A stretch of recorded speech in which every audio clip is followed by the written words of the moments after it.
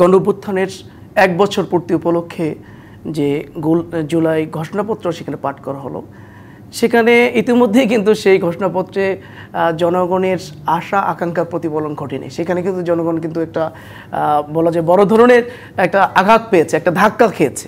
এখন থেকে নিয়ে নির্বাচনের যে ডেডলাইন ঘোষণা করা হয়েছে ফেব্রুয়ারির প্রথমার্ধে, যথেষ্ট সময় আছে। সরকার যদি আন্তরিক হন, একটা সুন্দর, অবাধ এবং গ্রহণযোগ্য নির্বাচনের জন্য যে ধরনের ফিল্ড তৈরি করা দরকার, অবশ্যই সরকারের পক্ষে সেটি সম্ভব। তবে এটা সরকারের সদিচ্ছার দরকার হবে। আমরা ইতিমধ্যেই লক্ষ্য করলাম যে গণঅভ্যুত্থানের ১ বছর পূর্তি উপলক্ষে যে জুলাই ঘোষণাপত্র সেখানে পাঠ করা হলো, সেখানে ইতিমধ্যেই কিন্তু সেই ঘোষণাপত্রে জনগণের আশা আকাঙ্ক্ষার প্রতিফলন ঘটেনি। সেখানে কিন্তু জনগণ কিন্তু একটা বলা যায় বড় ধরনের একটা আঘাত পেয়েছে, একটা ধাক্কা খেয়েছে।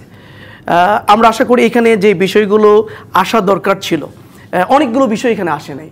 এর মধ্যে আপনি যদি ধরেন, ইতিমধ্যেই আমাদের সাংবাদিক সম্মেলনের মধ্য দিয়ে সেটি স্পষ্ট করা হয়েছে যে এখানে উপনিবেশ বিরোধী আন্দোলনের ঘটনা আসলেও 47 সালে দেশ বিভক্তির, ভারত পাকিস্তান বিভক্তির মধ্য দিয়ে কিন্তু পরবর্তীতে আমরা স্বাধীন বাংলাদেশ অর্থাৎ ৭১, 47 না ঘটলে তো আমরা আসলে ৭১ পেতাম না।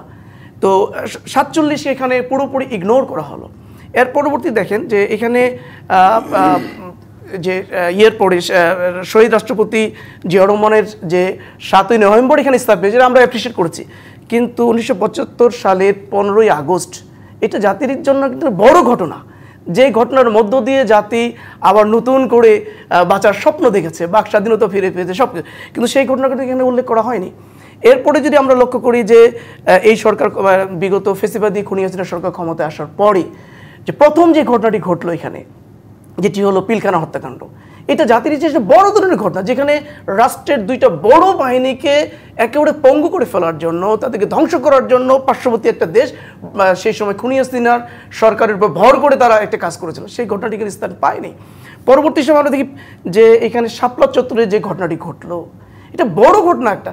এই যে পুরো 16 বছরের দীর্ঘ ফেসিবাদ বিরোধী আন্দোলনের এদেশে ইসলামপন্থীদের যে একটা বড় ভূমিকা ছিল, মাদ্রাসা ছাত্রদের যে একটা বড় ভূমিকা ছিল, কওমিপন্থী আলেমদের একটা বড় ভূমিকা ছিল, একেবারে খুবই ইচ্ছাকৃতভাবে না পরিকল্পিতভাবে এটা কিন্তু ইগনোর করা হয়েছে। তাহলে কি আপনারা মনে করছেন যে জুলাই ঘোষণাপত্র আসলে সবগুলো রাজনৈতিক দলের সাথে আলোচনা করে করা হয়নি? না, অবশ্যই এই জুলাই ঘোষণাপত্রটা মানুষ যেভাবে প্রত্যাশা করেছিল, কারণ দীর্ঘ 16 বছরের আন্দোলন এবং পরবর্তীতে 1 বছরের রক্তক্ষয়ী একটা সংগ্রাম, অনেক রক্ত, অনেক ত্যাগের বিনিময়ে, জীবনের বিনিময়ে অর্জিত একটা আমাদের অভ্যুত্থান, সেই অভ্যুত্থানের 1 বছর পরে যখন এটা মানুষের একটা প্রত্যাশা ছিল যে যে ঘোষণাপত্রটা আসবে এখানে সকল মানুষের আশা আকাঙ্ক্ষার প্রতিফলন ঘটবে। দেখুন, এই আন্দোলনে কিন্তু দেশের বাইরের যাদেরকে আমরা রেমিটেন্স যোদ্ধা বলি, তাদের কিন্তু একটা বড় ভূমিকা ছিল এখানে।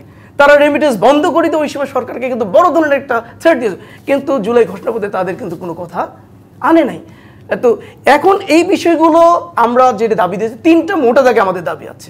একটা হলো যে জুলাই ঘোষণাপত্রে যে বিষয়গুলো বাদ দিয়েছেন, যেগুলো ইগনোর করা হয়েছে, সেগুলো সংযোজন করা।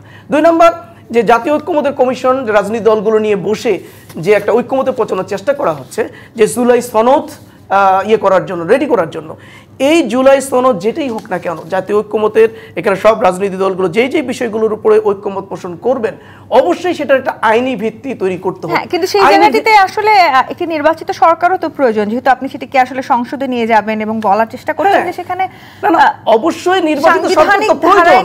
আমাদের বাংলাদেশের ইতিহাসে এটার যথেষ্ট প্রমাণ আছে। হ্যাঁ, সেক্ষেত্রে আসলে নির্বাচন যদি বারবার পিছিয়ে যায়, সেটি আদৌ আমরা নির্বাচন পিছনের কথা বলছি না, কিন্তু আপনাদের দাবিগুলো নির্বাচনের আগে আমরা যে দাবিগুলো বলছি, এটা নির্দিষ্ট সময়ের ভিতরে সেই দাবিগুলো পূরণ করা সম্ভব।